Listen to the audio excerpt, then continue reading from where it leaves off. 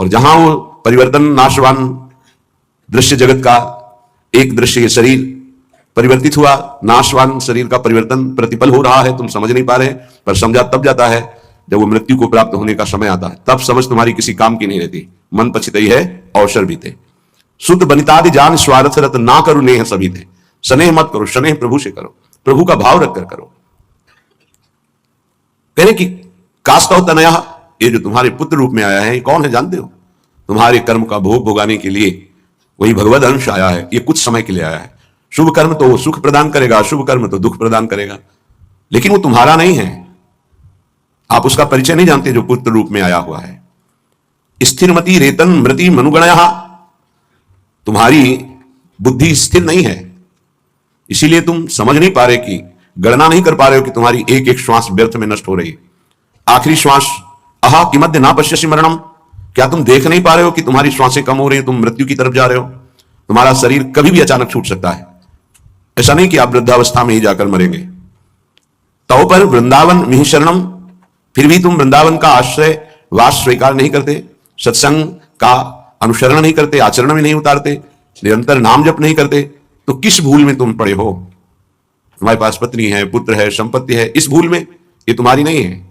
कुछ समय के लिए तुम्हारे प्रारब्धानुसार ये संयोग बना है, बस बिछुड़ जाएगा, इसे तुम रोक नहीं पाओगे। ना अपने शरीर का छूटना, ना अपने सगे संबंधियों के शरीर का छूटना, ये तुम्हारे बस की नहीं कि तुम रोक लो। तो क्या करें, सबको छोड़ दें?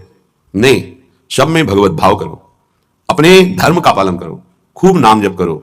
जीवन सार्थक करने के लिए बहुत आवश्यक है। अगर आप इनके मोह में फंस करके भगवत विमुख जीवन व्यतीत कर रहे हैं तो निरर्थक जीवन है।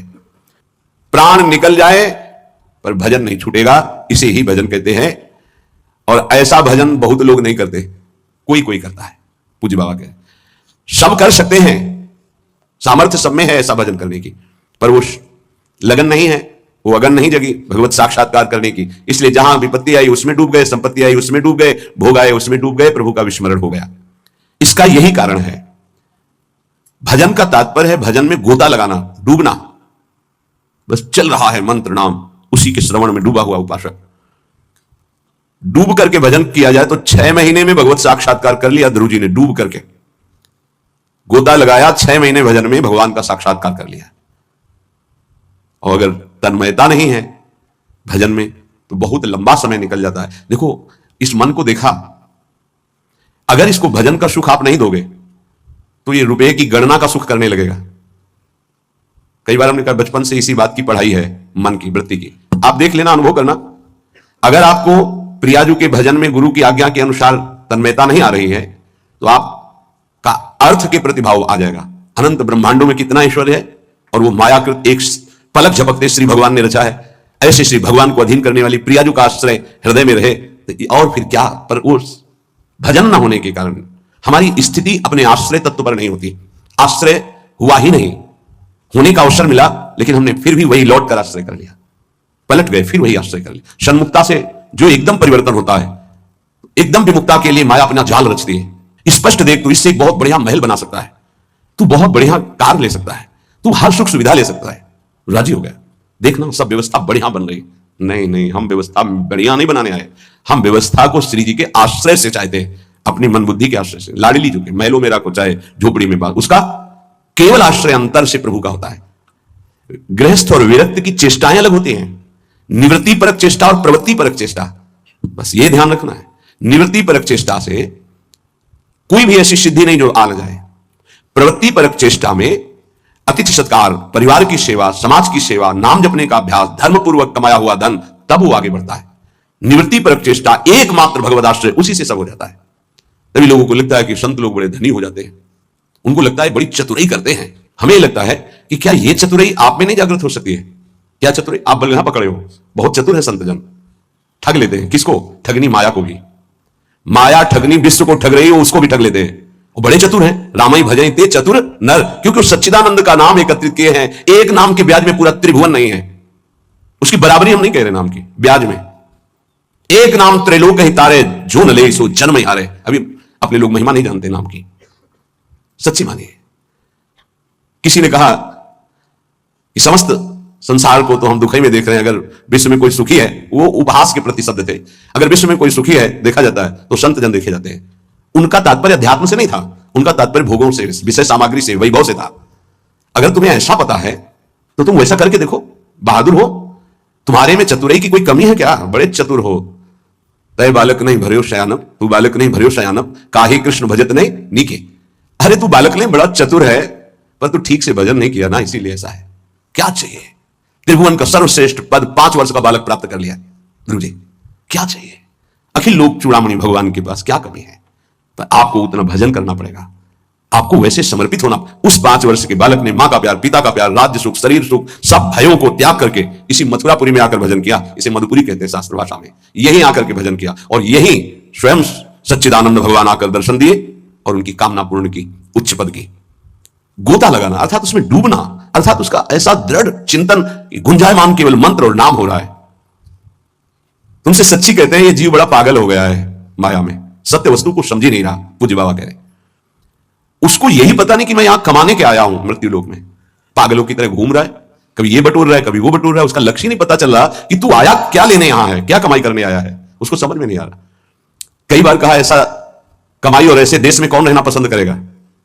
किसी भी देश में अगर ऐसी पद्धति हो कि आप यहां आइए, आपको घर, मकान, भोग सामग्री सब मिलेगी, बहुत ध्यान से सुनिए, पर जब आप हमारे देश से जाएंगे तो आपका कपड़ा तक उतरा लिया जाएगा, सब सुविधाएं मिलेगी। जब जाओगे तो कपड़ा तक उतरा लिया जाएगा। अब आप ऐसे देश में रहना पसंद करेंगे? ऐसे देश की कमाई पसंद करेंगे? कोई भी बुद्धिमान नहीं पसंद करेगा। और आप ऐसे ही देश में हैं जिसका नाम मृत्यु लोक है। कपड़ा तो कपड़ा रहा, आपका शरीर भी छीन लिया जाएगा। यहां की, इस देश की कोई भी वस्तु लेकर आप नहीं जा सकते। अब आप विचार कीजिए, आप कितने बड़े बुद्धिमान हैं और क्या कमा रहे हैं।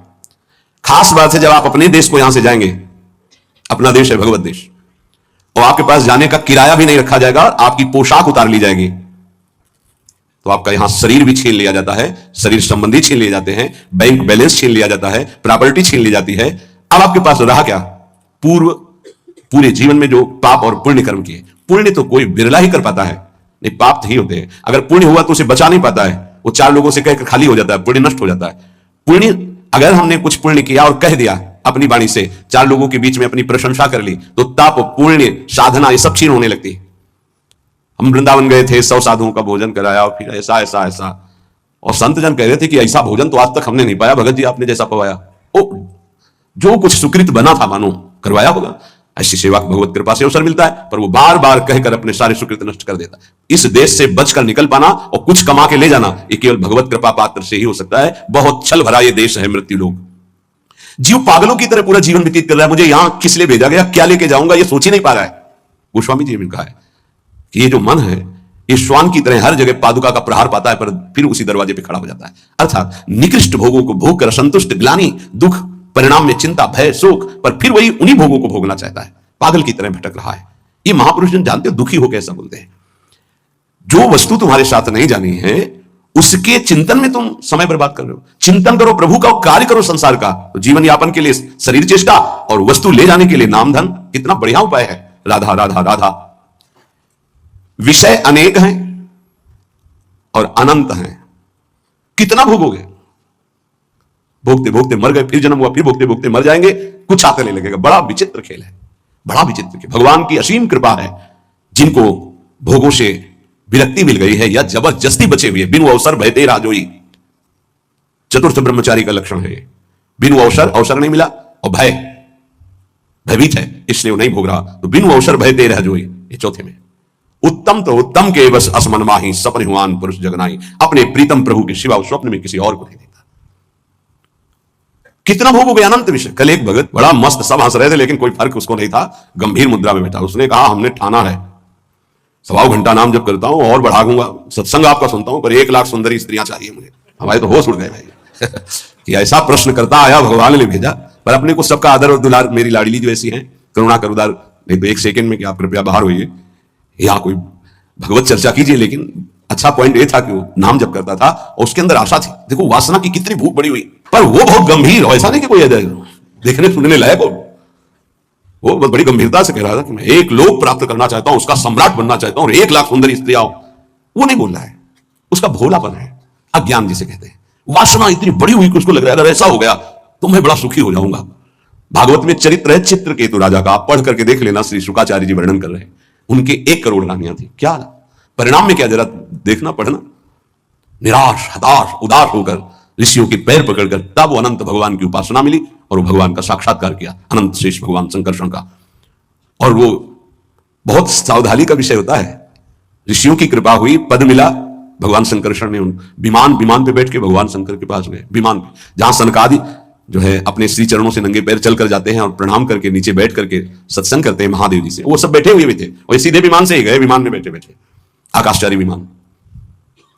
भगवान से कहा कि एक साधारण पुरुष भी अगर अपनी स्त्री से वार्तालाप करता है तो एकांत में करता है, आप तो महायोगाधिराज योगिंद्रों मुनिंद्रों के गुरु भगवान शिव, तो अंबाजी वामांग में बैठी हैं, आप बैठे और ब्रह्म का उपदेश कर रहे हैं। उनका ये क्या हूं? सब ऋषि आश्चर्यचकित हो गए कि ये कैसा। तो अंबाजी ने कहा, अच्छा तुम्हें वरदान मिल गया है, विमान मिल गया है, तो तुम जगत गुरु भगवान शिव को उपदेश करने आए हो, तो आसुरी प्रवृत्ति तुम्हारी बढ़ रही है, तो इसका शासन करने के लिए तुम्हें दंड विधान चाहिए। प्रभु तो करुणामय है, कुछ बोलेंगे नहीं, इसलिए हम तुम्हें शाप देते, जाओ असुर भाव को प्राप्त हो जाओ। वही वृत्तासुर के रूप में प्रकट हुए थे। तो अंतिम समय भगवान से जो प्रीति मांगी वो माता जी की ही कृपा थी। या देवी सर्वभूतेषु बुद्धि रूपेण संस्थिता, मानो मां ने कृपा करके उनको उस अहम से रहित करके पावन भक्ति प्रदान करी। ये जो वासना है, ये जीव के सर्वनाश के लिए अनंत जन्मों से पीछे पड़ी हुई है। वो तो एक भोला व्यक्ति, अज्ञानी व्यक्ति अपनी बात कर रहा है। आप अंदर से देखो, ऐसी लाखों वासनाओं की परत जमा है। हमको रोज नाम जप रूपी सोहनी लगा के इसे साफ करना है। पर ये विषय अनेक अनंत, मन कहता है इनको भोग लो फिर हम भजन कर लेंगे। कभी नहीं, तुमसे सत्य कहता हूं, जितना इस मन की बात को मानोगे उतने प्रभु से दूरी होती चली जाएगी। और यह सिखाता है कि जलन हो रही है, अगर भोग लेते हैं तो शांति हो जाए, फिर बढ़िया भजन कर लो। इसकी शिक्षा यही होती है, क्योंकि जानता है भजन के लोभ से ही हमारा साथ दे देंगे साधक। जहां उसको उसकी इंद्री का भोग दिया मन को, बस फिर वो उसको ऐसा फंसा के पटकता है कि भजन कब कहां कैसे हो रहा था सब गायब हो जाता है। और वही भोग चिंतन, वही विषय चिंतन, वस्तु चिंतन, शरीर चिंतन। बहुत सावधान। गौरांगी प्रियाजू के आश्रय के बिना तुम प्रियाजू को नहीं जान सकते, प्रेम को नहीं जान सकते, वृंदावन को नहीं जान सकते, इस महासमुद्र प्रेममयी लीलाओं को नहीं जान सकते। चाहे शास्त्र पढ़ लो, चाहे ब्रह्म ऋषियों का संग कर लो, या चाहे जितनी बड़ी साधना कर लो, उद्धव से ज्यादा कोई ज्ञानी नहीं होगा। वो कह रहे कि वासुदेव ने इशारे से उद्धव को बता दिया कि परम पावन वृंदावन की भूमि में प्रेमियों के संग में ही प्रेम प्रकाशित होता है, विशुद्ध प्रेम। ऐसे गौड़ आश्रय का दृढ़ अवलंबन लेकर हम वो प्राप्त कर सकते हैं जो किसी साधन सूत्रों से नहीं प्राप्त हो सकता। यह सौभाग्य अपने लोगों को स्वाभाविक प्रियाजू की कृपा से मिल गया कि वो हमारी इष्ट हैं, राधे विष्टम। वही हमारे इस सत मार्ग के प्रकाश करने वाली हैं, राधा वल्लभीय। वल्लभीय हमारे यहां वल्लभ है राधा, प्रीतम है राधा, प्राणनाथ है राधा। और मार्ग को ही संप्रदाय कहते हैं, सुदृढ़ मार्ग।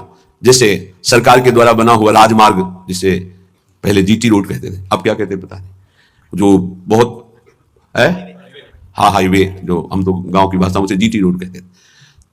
ये वो सुदृढ़ संप्रदाय का मतलब होता है सुदृढ़ मार्ग। बोले कहां जा रहा है? बोले सीधे निकुंज जा रहा है, कहीं मोड़ नहीं है इसमें। राधा वल्लभीय, वल्लभ है जहां की राधा, मेरे प्राणनाथ श्री राधा, श्री श्यामा प्यारी जो।